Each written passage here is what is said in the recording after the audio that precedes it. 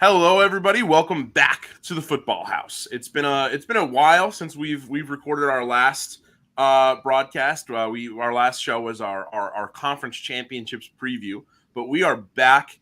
It is New Year's Eve, and most importantly, College Football Playoff Eve. Tomorrow, all four teams in the College Football Playoff are in action, along with a couple other bowl games. So we're going to be going through all of our picks for those games according to the spread, money line, as well as those other three bowl games that are part of the New Year's Six. Gentlemen, how you doing? What have your thoughts been so far on this year's bowl season? And anything you're really looking forward to for tomorrow's slate? Well, this is we were talking before we got on air here. I think the biggest sort of learning from this bowl season is that Kirby Smart had a gripe. He had a legitimate gripe. Georgia, I get it. Florida State, we've debated whether they should be in or not. I think the unanimous consensus with us was that they should be in. But man, they made that really hard to defend that point after yesterday's game. So that's the biggest takeaway for me is like Georgia steamrolls FSU, throws a bit of a wrench into sort of what happens next. Can you argue at this point that the committee made the wrong decision? Maybe it was flawed in principle, but man, they're looking like they were pretty smart after that. So that's my biggest learning. I don't disagree with that take, but on the flip side, like 25 people opted out of the Florida State game. I know. And they're on their third string quarterback. I understand it all, but everyone always talks about like if bowl games matter anymore when this, 14 college playoff happened, how bowl games lost the lust and all of that stuff. I think the reason bowl games don't matter as much anymore is because of the transfer portal. And it again, I can't speak to it as just a fan and a gambler and someone who runs a show with you guys. But if I was a NFL GM looking at guys for the potential future or player, or even in the transfer portal, like the original point I just made, quitting on your team before the season ends, I think is a silly aspect. Like, I understand the injury aspect. I understand your season is technically over and you're trying to get to the next chapter and stuff. I just I don't know if I'm being an old head at 27 years old, but it's just kind of funny that these guys can be like, yeah, no, I'm done. I'm sitting out. I'm doing the next big thing. And you watch your team just get crushed on probably the biggest stage that they've been on the entire season. Yeah, you bring up a really good point. And I think that's something that people have been talking about for probably the past 3-4 years now. I mean, it's kind of been a thing since the playoffs started, but I think it's really ramped up. I would say post 2020-ish. That's when I've noticed it the most. And while I do agree that sitting during a bowl game sucks, because you if you're a fan, like you said, if you're a fan of your team, you want your best players to be out there. You're still winning a trophy. You're still winning a postseason game, right? I think it's more on the people that are running these bowls, the individual organizations that put on these bowls, as well as the NCAA.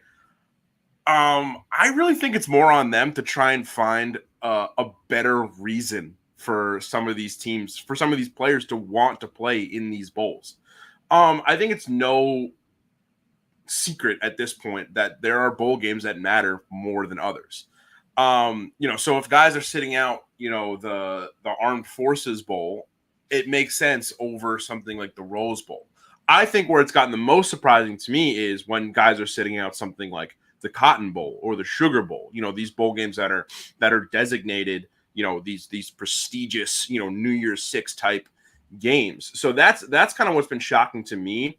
But also at the same time, I think what I said still applies. There needs to be a better incentive for these players to play these games. Because I understand. Stupid point, but NIL is a thing now. Players are getting paid now. You can't make a cash bonus. The media rights on all of these bowl games, and I mean, the money that these sponsors are spending for the game, no one cares about the free backpack and sneakers that they get anymore. You're telling me if the winner gets $100,000 each, for the 5-star quarterback might not mean the world, but for the linebacker that might transfer to another school, that could change everything. No, you're why absolutely isn't that right, baked and that's into exactly what I was NIL? going to say too.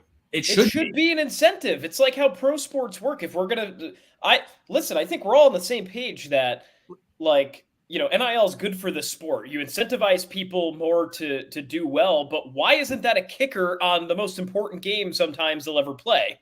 Bro, It's almost a no-brainer. The NBA play-in tournament, these guys are like multimillionaires, but the guys 13 through 15 on the bench literally tripled their salary by winning this tournament.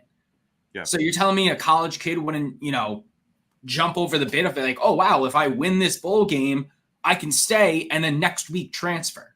All right, it doesn't even have to be this crazy amount of money. Like, let's say it's an extra 20 grand. It's like, okay, that's not an insignificant amount of money. It's I show up, I win this bowl game, and I put cash in my pocket. I mean, that's why I feel like it's that weird period of NIL where, oh, that's a no-brainer. We got to do that next year, right? It has to be like that, or else I worry about, that's how you curtail all this, in my opinion. Yeah, and also you gotta also think about too.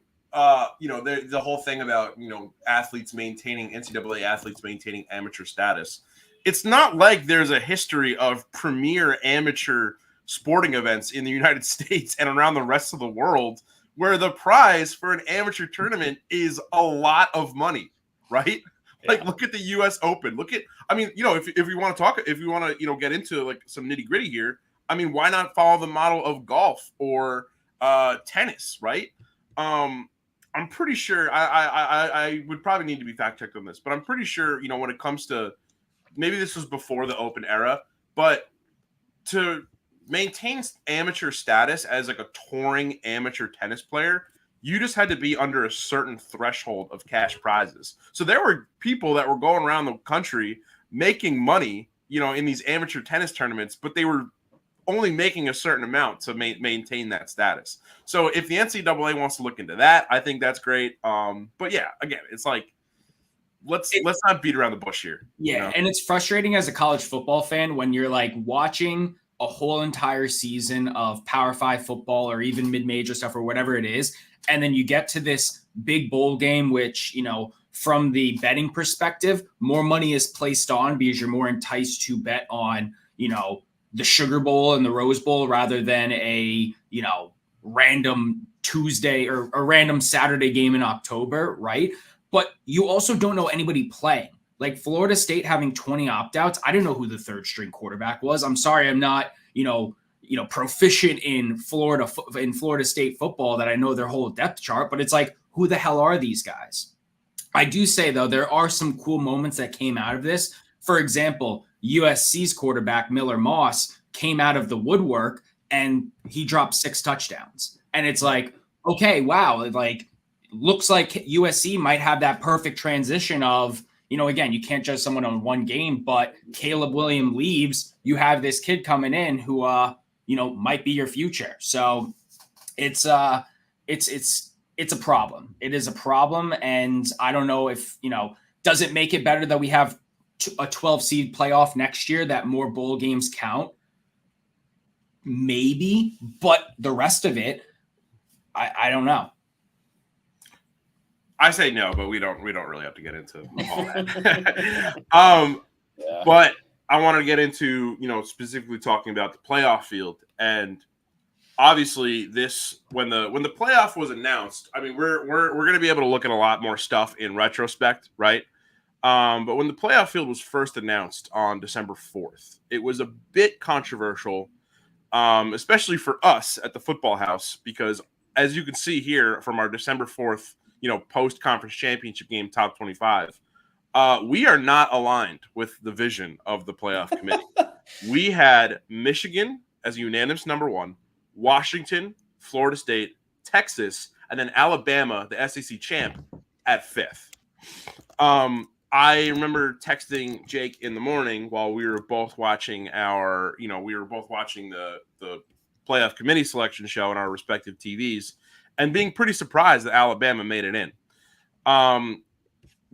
And obviously, the last time we had this show, I was not on, but you guys read off that quote, or this was on the BBB podcast. We read off that quote where, I felt like even though there is that provision in the College Football Playoff Committee's agreement that if they feel like a team is not going to be able to put up really put up a fight, whether that be to injuries or opt-outs or etc., the committee has the right to reserve an extra, kind of almost an alternate team to kind of come in and who is of playoff caliber, which I think Alabama definitely is, of playoff caliber to come in and take that spot. But at the same time, I felt like even with all the injuries to Florida State, even if they came in and they were going to get their asses kicked by Michigan or Washington because they were kind of playing a couple men down, I still felt like it was their right to be there and have their asses kicked.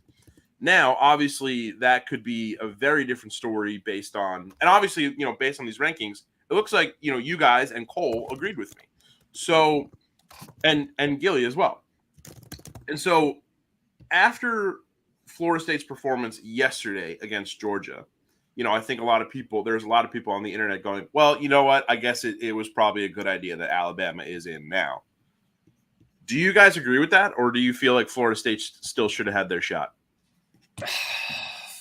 It's, if you take out yesterday's game, it's still one of those things where they were undefeated. They won the ACC. They were undefeated. It's not their fault that they had a lower Power 5 conference and an easier schedule and an injury happened. I think we can better describe this situation after the result of the Alabama-Michigan game, because if Michigan blows them out of the water, then Florida State should have been in there because Michigan is clearly superior than both teams. If Alabama wins, then everyone can sit there and be like, okay, well, the committee made the right decision.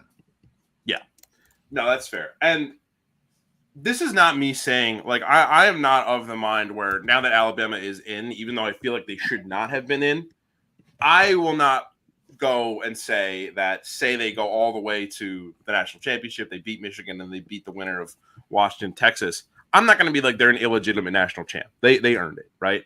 But again, I just feel like sometimes you just earn your right to get your ass kicked. That's just me. Jake, any big thoughts on that? No, I mean, I'm essentially what you guys said, right? Florida State deserved to be there. They had the right to get their ass handed to. I'm still not. I don't know how that would have fared up with the quarterback, situations there and things like that, and the transfers, which we've already discussed. But Kirby Smart was right. It really. We need to figure out what college basketball. See, my mind's already shifting. What college football wants to be, right? Are they going to revisit any of these rules down the stretch? Or will a lot of these problems that gave way to everybody being pissed off, basically, will those all alleviate with 12 teams? I don't know. I suppose only time will tell. So I've got nothing additional to add there. Yeah. And it's tough because it's like when you look at the schedule of like the bowl games that happened, if we had a show beforehand to talk about these bowls, I would say my predictions would probably be way far off. Yeah, definitely. Of just the results. And it's like one, which we already talked about in the beginning, nobody who played all 4 months prior were playing that day. I mean, I don't even know who the quarterback was for Ohio State, but they laid a dud against Mizzou. Penn State got blown out by Ole Miss. That wasn't expected.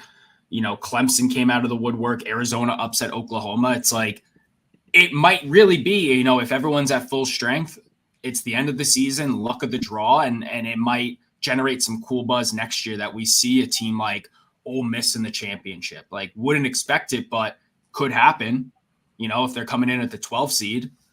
Yeah. I mean, it's tough. I'm still of the mind where I think college football is a sport where, yes, like we saw with Clemson the other day, which was a great game, by the way. I watched like the last 5 minutes of that, and that was thrilling, to say the least. But I'm still of the mind that while I do think any team can kind of get hot at the end, because I mean that's just the nature of sports, right?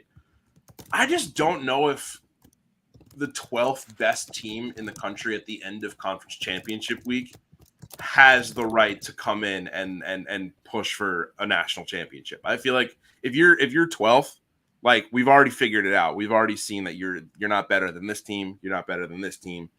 But again, it's out of my control. It's going to happen. So anyway, I want to move on to our game picks. But first, I just want to say, as frustrated as I am, like as much frustration as I have with the college football playoff and all that stuff.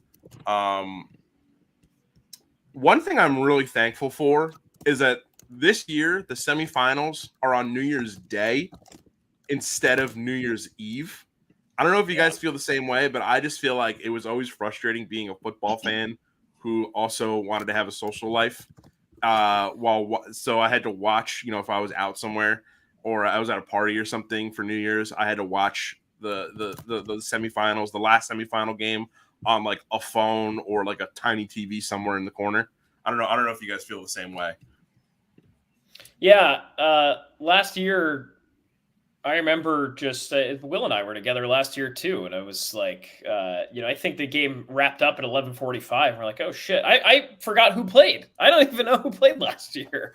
Well, the night game on New Year's Eve. I think that was the blowout. Was it, or was that TCU? It was when it was Michigan got blown out by TCU. Well, so last year's Fiesta Bowl is 51-45. TCU won. Yeah. And but then there was the Ohio State Georgia game where they kicked the field goal at the end, which was a cool moment. They kicked the field goal at the end that was like in time with the New Year's countdown. That's right. That's what it was. Yeah. So again, maybe we'll lose a cool moment like that, but I don't know. I'd rather wake up at and then we get freaking Vikings, two 7-8 Viking Packers team for the 8:20 Sunday Night Football today.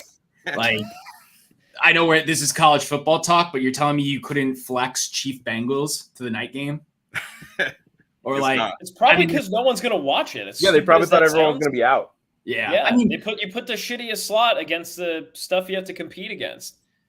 I'd rather watch football than freaking what's his name, Andy Cohen, just getting drunk. Oh, and Anderson Cooper. Yeah, I mean, I don't know if they have to be sober or not, but that's where me and you disagree. Well, if they're not drinking, then it's not fun to watch. Oh, true. Yeah, that's so true. All right, let's get into our game picks. Give me an Andy Cohen, Anderson Cooper Manning cast for the Sunday Night Football game. Oh my God. An over under 12 shots consumed. I'm amazed they can do that on cable too. That'd be great. All right, let's get into our game picks. Let's start off with the non-playoff games. Let's just go right in order of what time they start. Starting at noon, we've got the ReliaQuest Bowl between Wisconsin and number 13 LSU. Obviously, the big pull for this game to watch is, reigning Heisman champ Jaden Daniels, who had I'm looking at his stuff right now. I mean, there's a couple other guys, a couple other QBs that are playing tomorrow that are just also having fantastic seasons. But, a near 4,000 yard season, 40 touchdowns with just 4 interceptions. Jaden Daniels, I mean, if you could find any other reason to watch this game, what would it be? And I mean, to me, I feel like just watching him play one more time this season is enough. But what else kind of catches your guys' eye about this game? So is he actually playing? No, he's out. Oh, he's opted out. He's opted out. He opted out. That's official as of a couple days ago. So he's sorry, Basil, that won't come true for you. Yeah. All right, well, so if you're gonna find another reason to watch this game, aside from maybe putting your money on it, what would it be?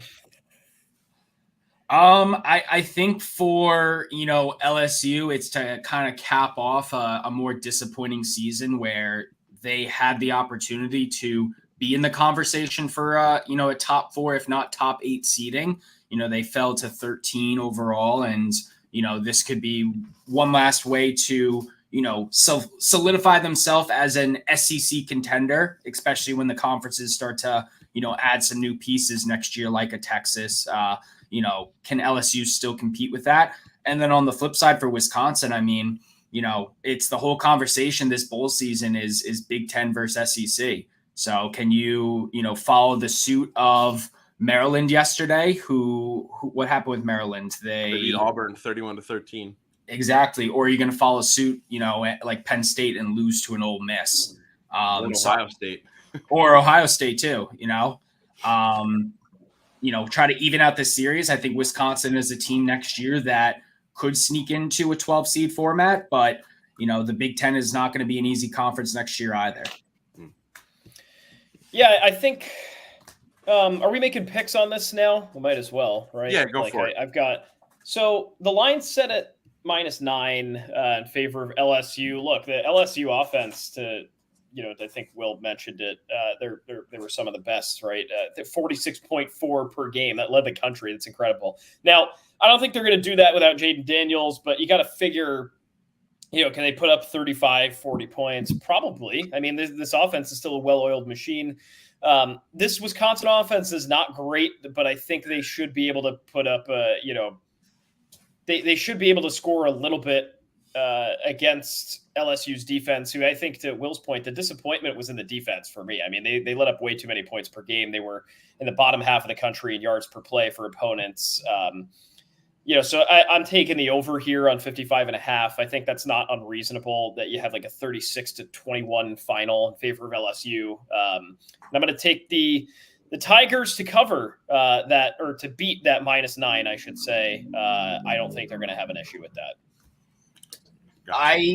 I think LSU is going to win it, but I like Wisconsin to cover the 9.5. Their defense let up, I think, less than 20 points the entire season.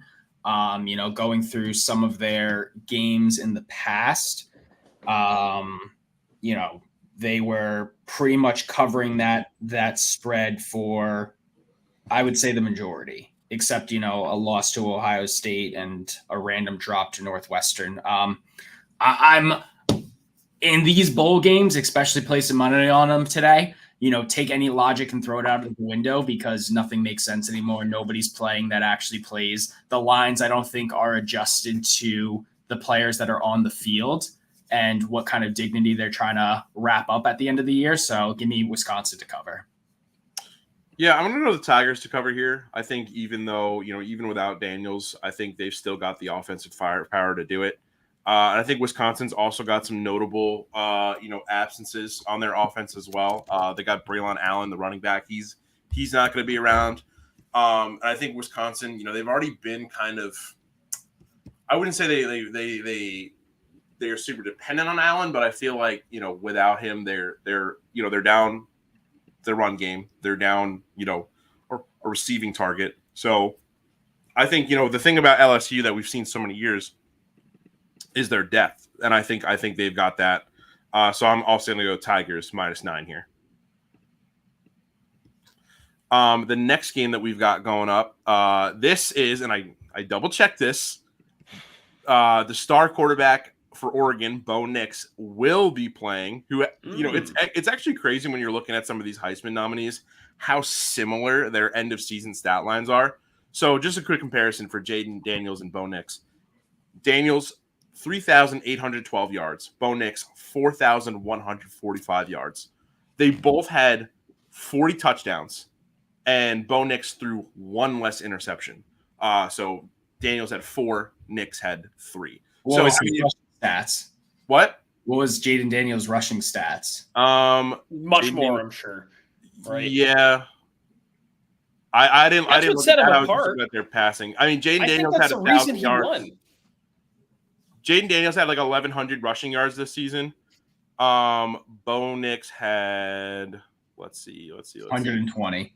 120. Yeah. So how much was it? 228. 228. I was going to say 120 would have been wild. And 6 touchdowns. Yeah.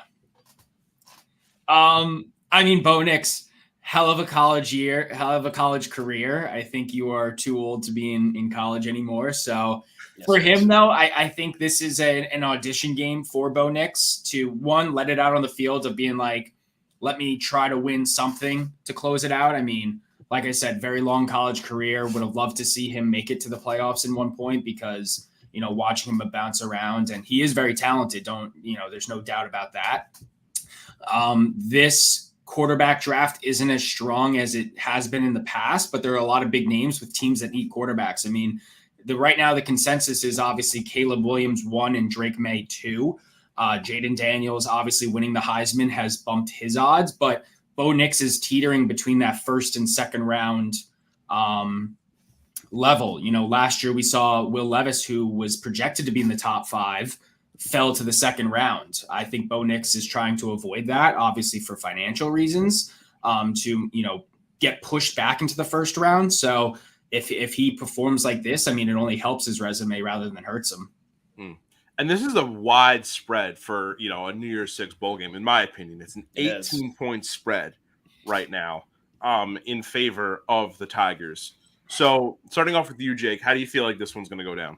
Yeah, I'm very much reluctant to take this -18 for Oregon, but I know that it's a team that can turn the Jets on, right? I mean, they've proven they can hang in these high-scoring games. Their defense isn't like fantastic, right? They're actually, I would argue, not a great defense. But what to me is the bigger wild card here is Liberty, right? We know they've performed really well, but I mean, what's the best win on their schedule? I don't have it up right now, but it's hold on. I'm pulling it up, and I can't really find they're 13-0. Do they have any ranked wins? I don't believe so.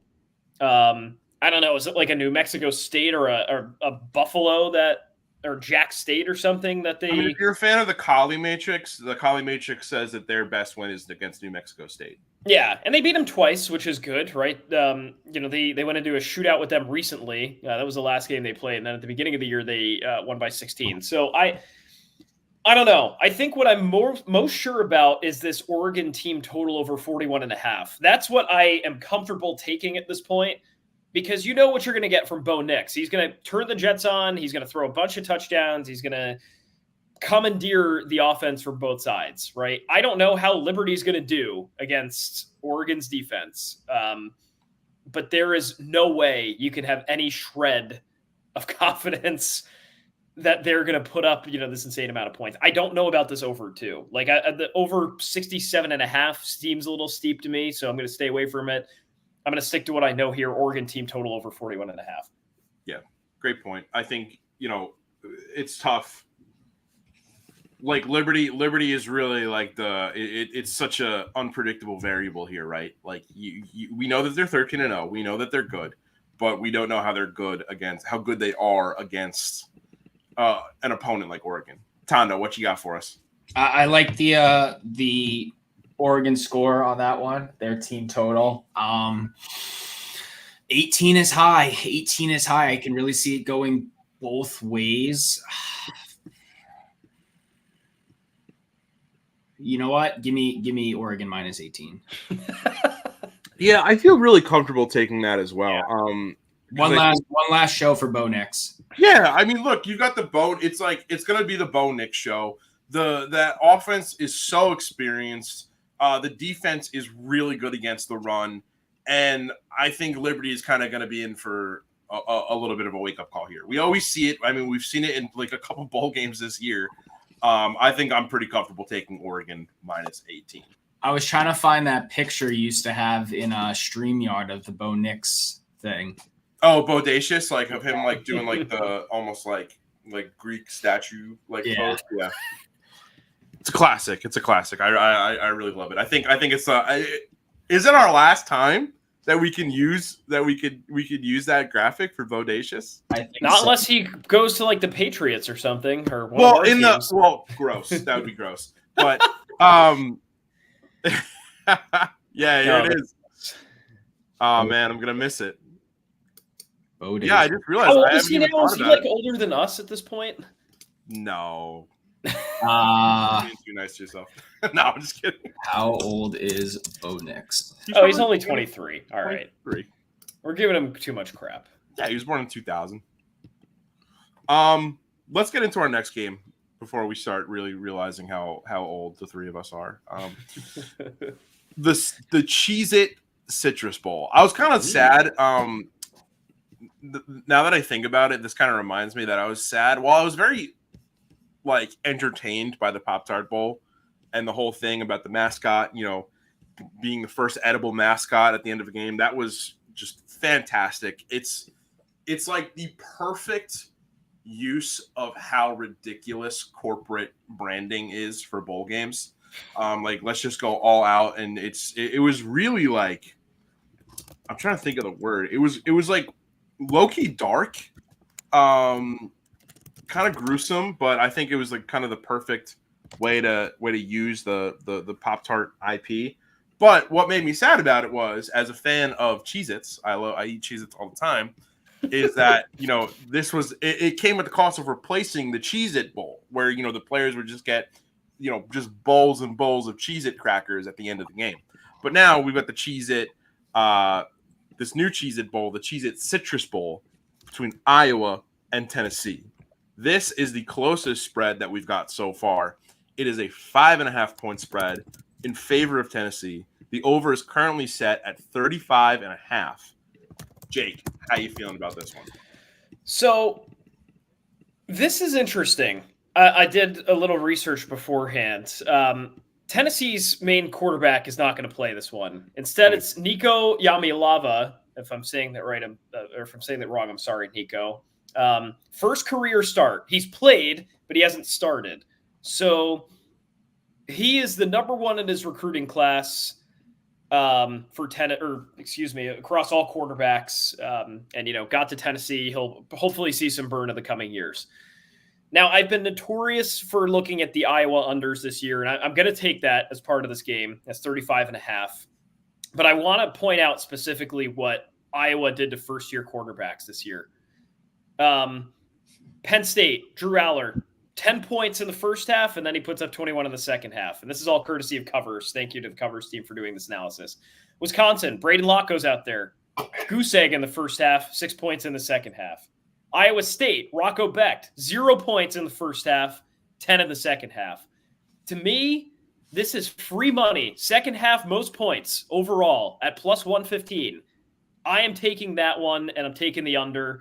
This is one that, we're going to have to see how this kid responds. I don't know if 5.5, it's a bit of a trap bet because I think the books are sort of overcompensating. I wholly believe Tennessee is a better team than Iowa, but the Iowa defense just really has me in a huge question mark of how to approach, sort of who's going to win or anything outright. So under 35.5, second half, most points for me.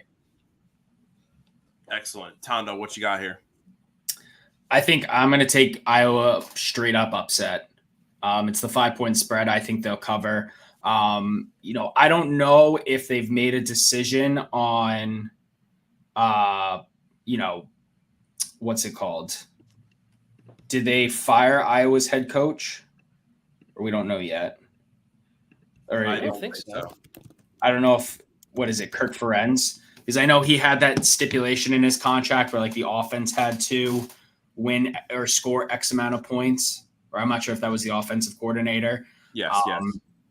But I do like just like the straight up upset here. Give some momentum getting into the new year. Their defense is incredible, like Jake mentioned. So they'll eat up on this fresh young quarterback who's never seen the field yet.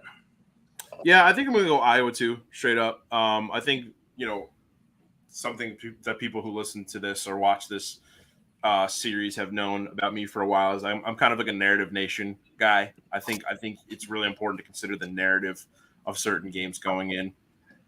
Not really that it'll have an effect, but I think it's a great way to frame the game. And I think Iowa and Tennessee have kind of found themselves in very similar situations in their respective conferences. They're emerging programs in the Big Ten and the SEC respectively, but it's so clear that every year, no matter how great of a year they have, they just are not the best team in the conference. They can't be yet. It's going to take a lot for them to really get into that discussion seriously. When, if you're Iowa, you're behind Michigan and Ohio State. I mean, look, Ohio State's they're having a bit of a rough time right now. So maybe they can sneak past Ohio State. And then if you're Tennessee, you can't really get past Alabama or Georgia, even though they beat Alabama last year. But, then they still got to get past Georgia. So I think Iowa State's kind of been in this position a bit longer. I think they have a lot more to prove. And I think I'm going to take them straight up as well. Now we're getting into it. We're getting into our College Football Playoff Semifinals. First kicking off at 5 o'clock. It is the Rose Bowl game. Obviously, the kind of the granddaddy of them all. And that is going to be the first semifinal between 4th seed Alabama and 1 seed Michigan. Now, we've questioned, we've talked about the entire time about how it's kind of, the how much Alabama deserves this is in question, them getting in over Florida State. But out of the 2 semifinals, this is the closest spread. This is a 1.5 point spread between Alabama and Michigan. Obviously, Michigan is the favorite, and the over-under is set at 44.5. I don't know if you guys saw I don't know if you saw the clip when they were doing the final field announcement show, but when Michigan was announced to be playing Alabama, they showed the Michigan locker room or the film room, whatever it was, and the reaction was pretty mixed. Do you feel like that was warranted, or do you feel like Michigan should be a bit more confident going up against Alabama?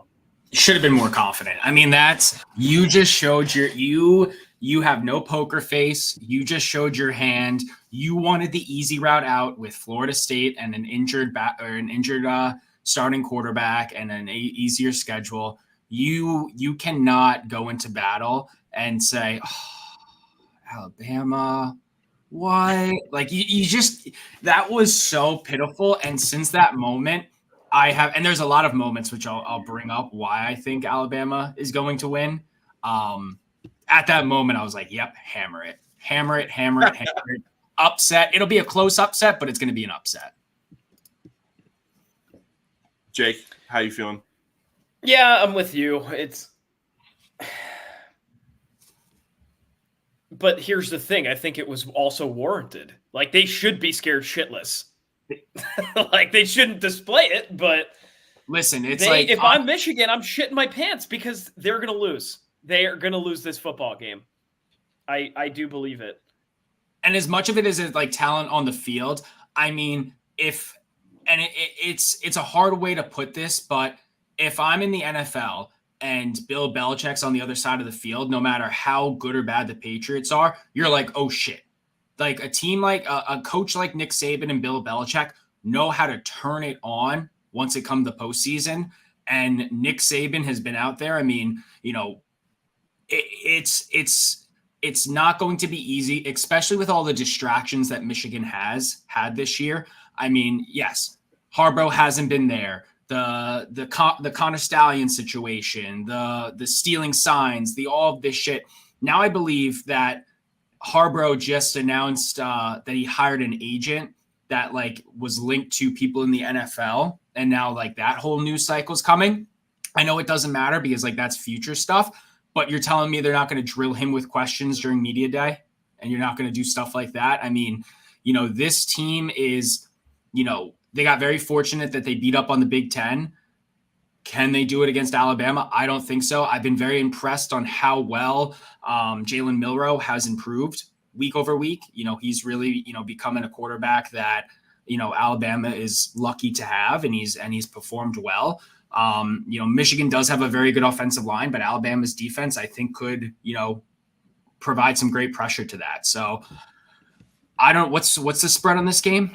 1.5. Only 1.5. Yeah, I think Alabama wins by at least a touchdown, if not 10. Yeah. Oh man. No, Tondo, you bring up a really great point in the idea idea where it's like, okay, no matter what their position is, I don't want to face a Belichick in the playoffs. I don't want to face a Saban in the playoffs.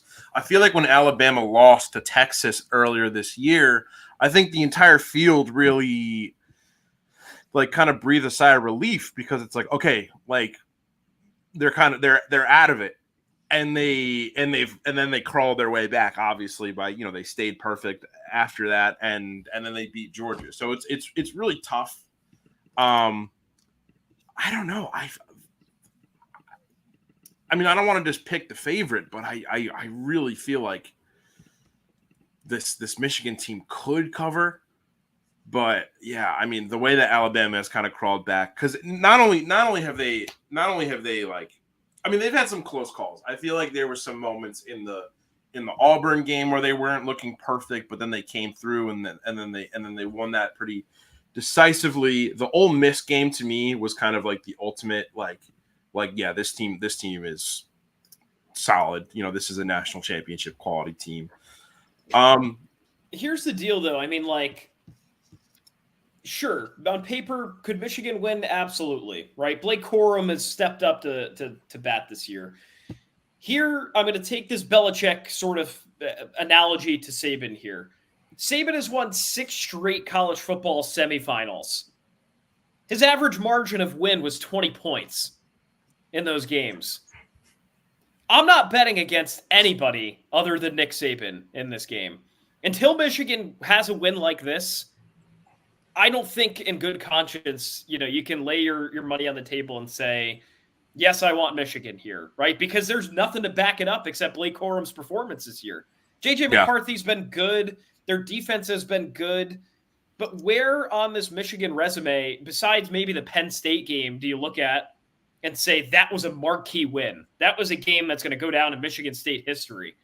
You look at Alabama's win against Georgia this year, and that's one that you look at and say, okay, yeah, this team's legit. That might go down in the history books depending on how this works.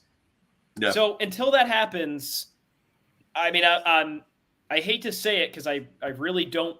I want Michigan to win the game, but I think Alabama's going to come away with this. And I'm sort of with Will. Maybe it even gets ugly. Maybe there's a 2-score game involved here. I wonder what the alt spreads are like for Alabama. Like, do you take them at -7 or something and have like a plus 400 payout? That would be really interesting. Yeah. All right. Yeah, I think I've been convinced enough to go Alabama plus 1.5 here. I think it's.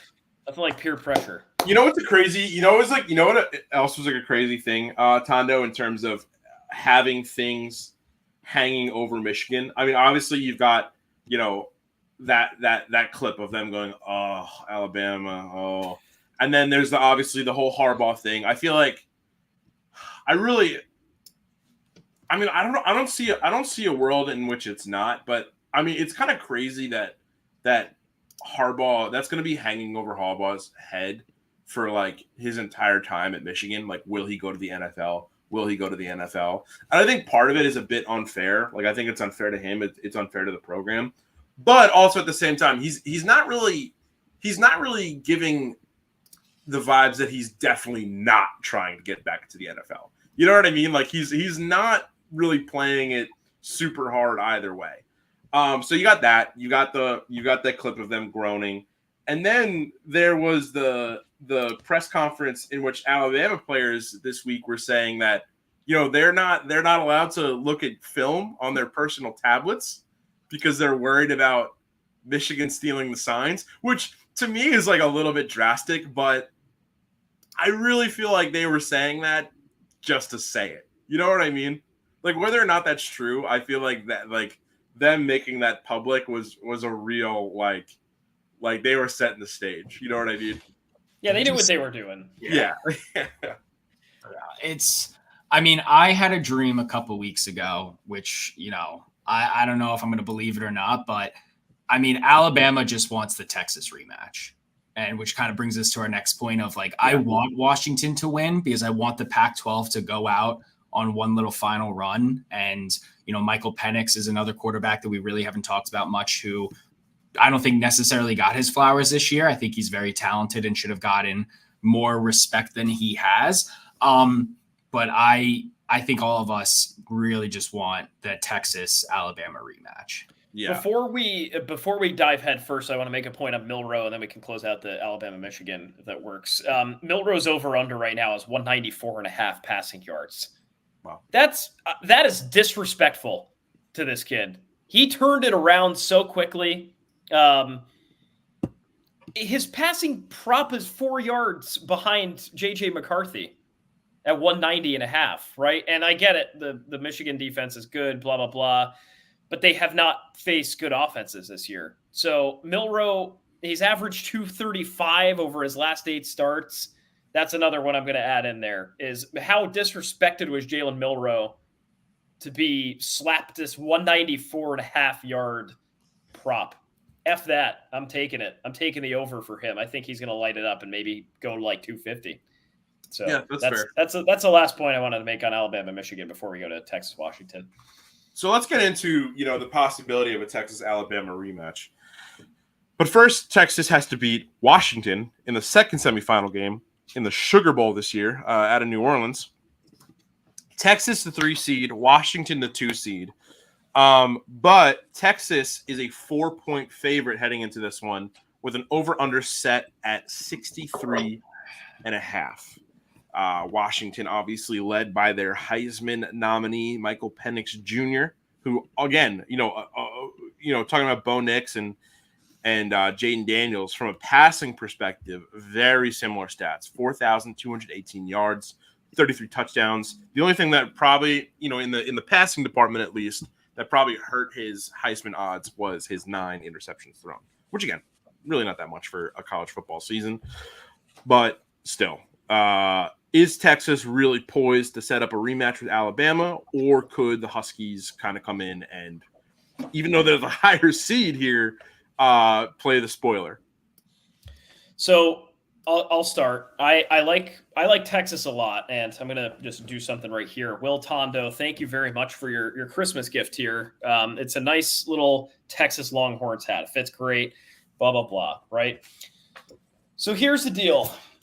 I like Texas, but the secondary for Texas scares me a bit, especially considering that they gave up explosive gains. They're going to be without Derek Williams. He got slapped with a targeting penalty here.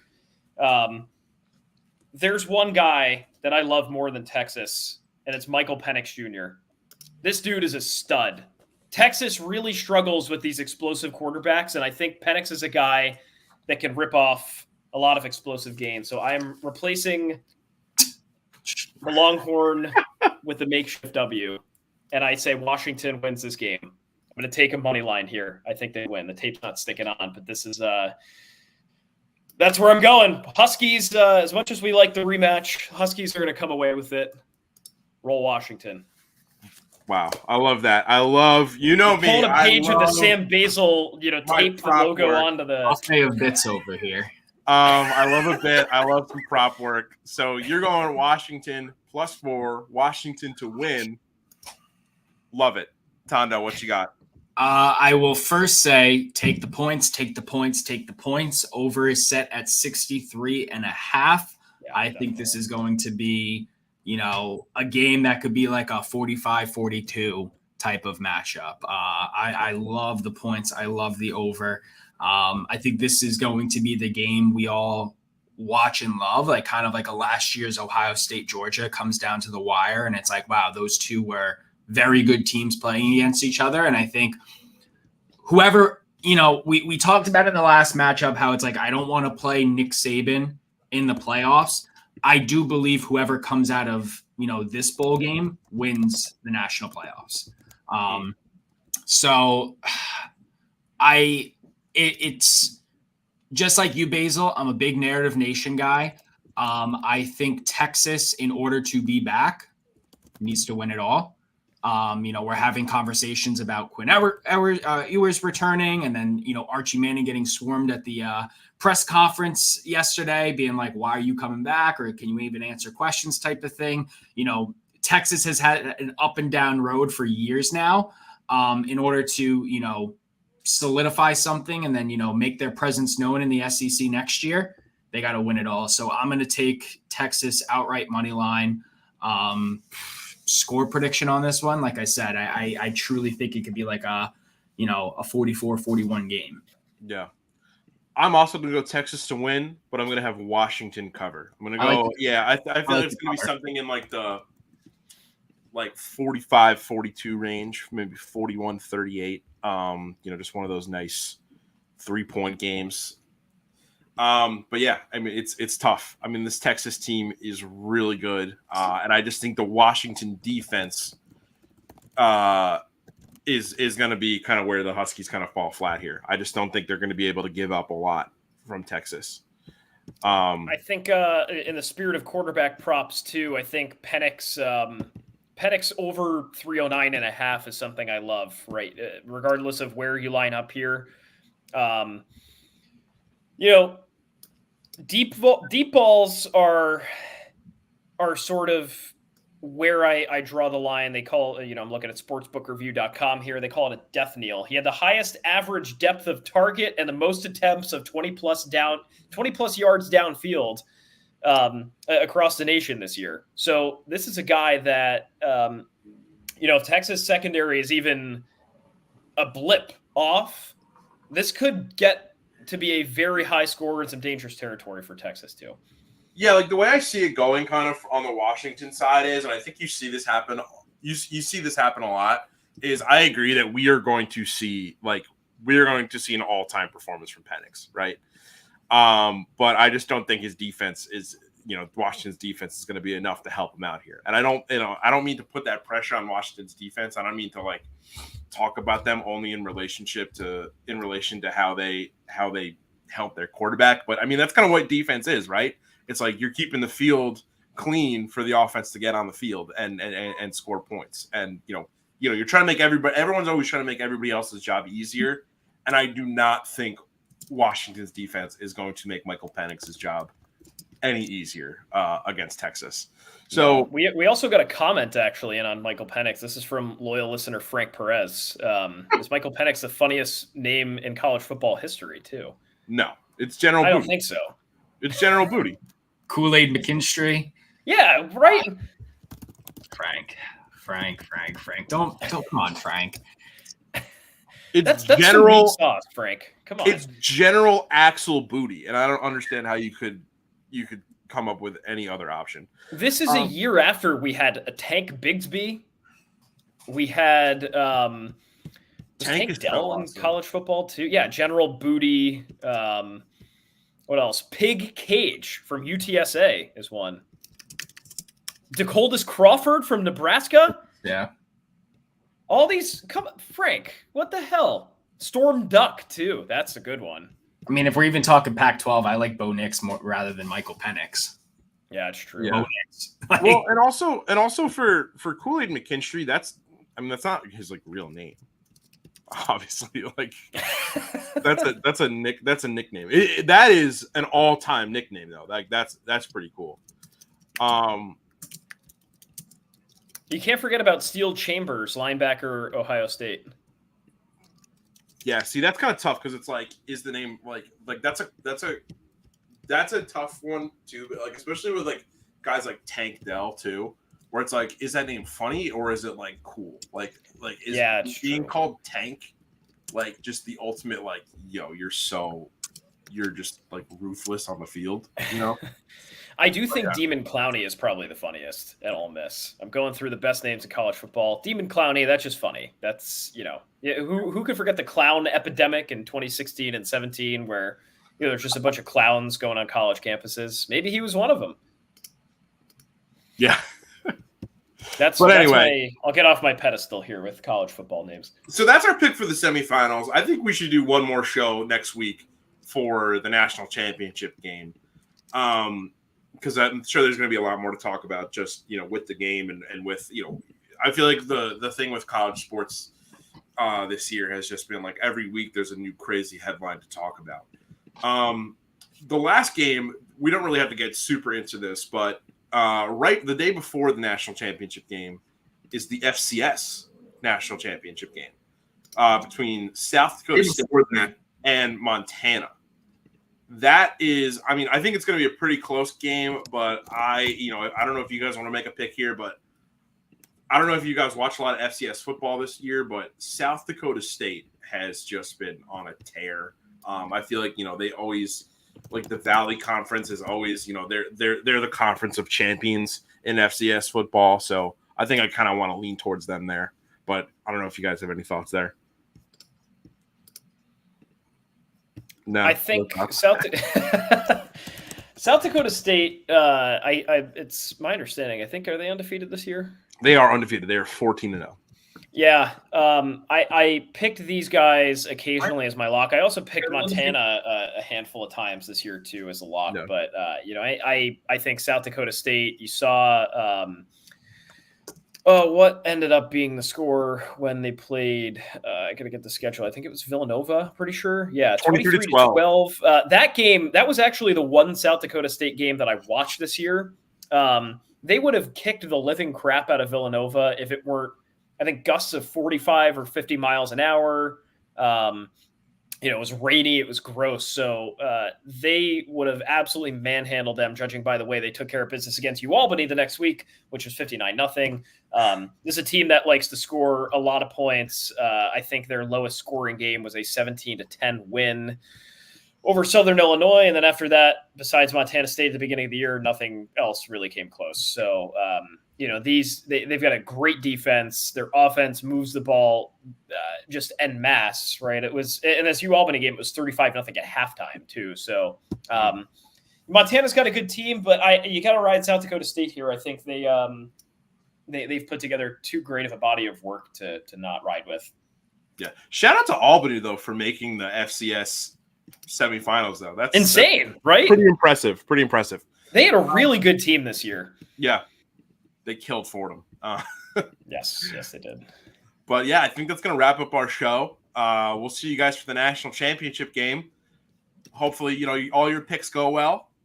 Keep following us at the Football House. Keep following us at house-enterprise.com and the House Enterprise on Twitter or X, whatever you want to call it these days.